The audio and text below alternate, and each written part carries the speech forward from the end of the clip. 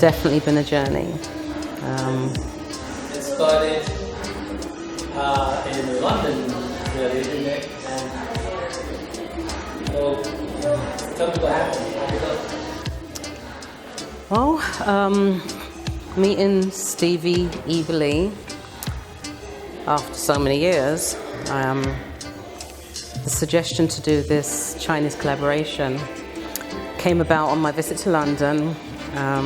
Ended up doing a show in Wales where I had the pleasure of meeting Jane Marie and Tubbsy, who is also a part of this amazing project.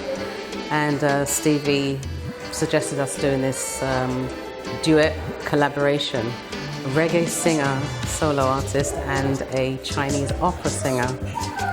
I gotta be honest, of all the things I've been asked to do, that's probably been the strangest.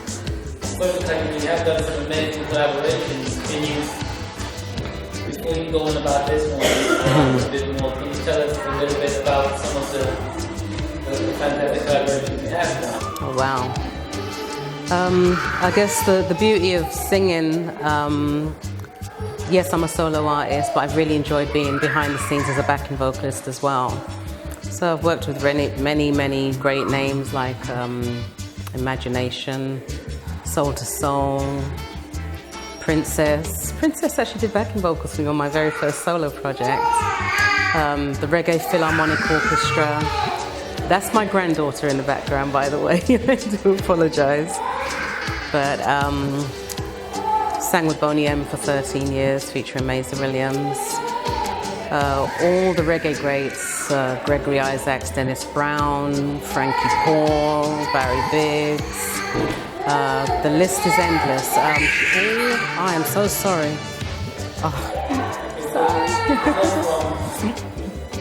Yeah, Dennis Brown, Frankie Paul, Gregory Isaacs, Freddie McGregor. Just about every mainstream reggae artist out of Jamaica, which has been a real privilege, been an honour to be a part of.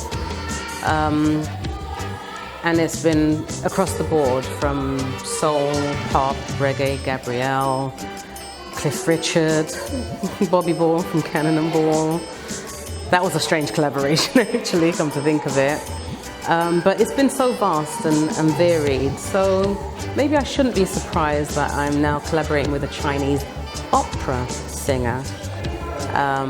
But just want to cut you again, because when you think about it, you mentioned all these great artists, and they're mostly reggae artists, but okay, you're English by birth, right? Mm-hmm. But your family is African.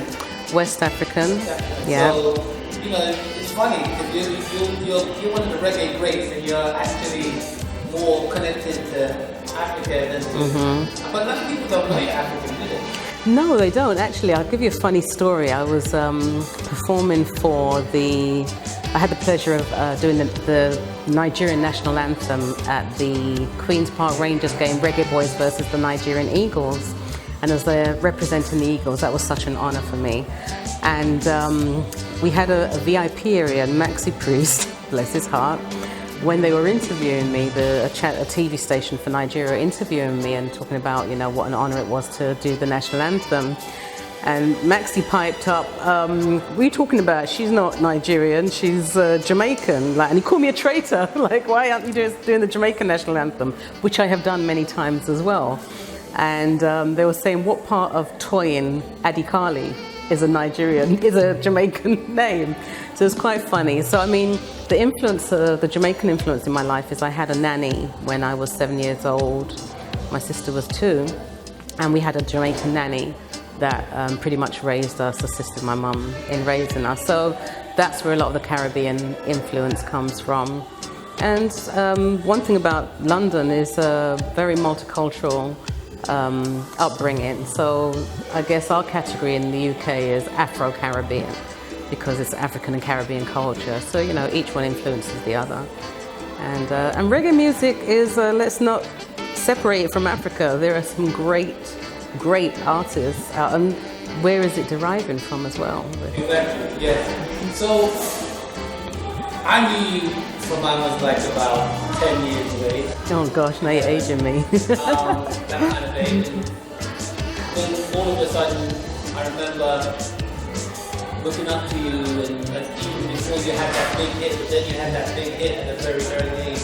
How did that affect your life? Because I didn't see you again for a long time after that. Maybe, I think it was about 8 or 9 or 10 years in I was in 20s, late 20s that I saw you again, and then now. But I mean, so how did that big hit affect your life and everyone around you? Because you kind of made history with that as well, didn't you? You made history with time, but definitely with that. Yeah, you know, today I realize it's a blessing and a curse having success early.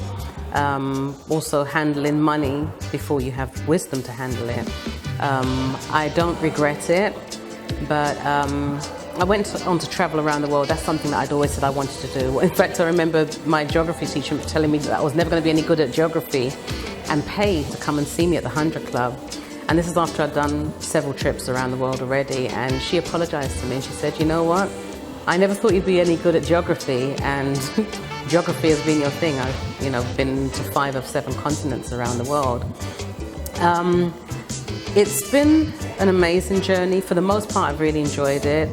The lifestyle, the money, meeting some of the greatest artists that I've always wanted to work with, and some that I've not worked with, but just being able to share the stage with them, like Diana Ross, like Luther Vandross, Janet Jackson, Kool and the Gang, Sister Sledge, the list is endless, but being able to be on the same platform, them performing, me performing on that same stage, it's been a blessing. But when you come into success at an early age, you don't imagine that gravy train ever stopping. You don't imagine people liking you for any other reason than they like you, or people wanting to be around you for any other reason than you're cool, they want to be around you.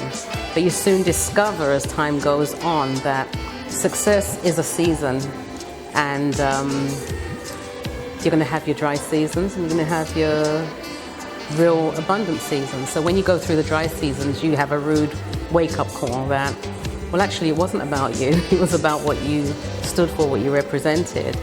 And if you're not in the hot seat anymore, we're on to the next hot thing. So it was challenging, but for the most part, today it's a blessing for me because I now use what I've experienced to teach my daughter, who is also now in showbiz, Tallywell.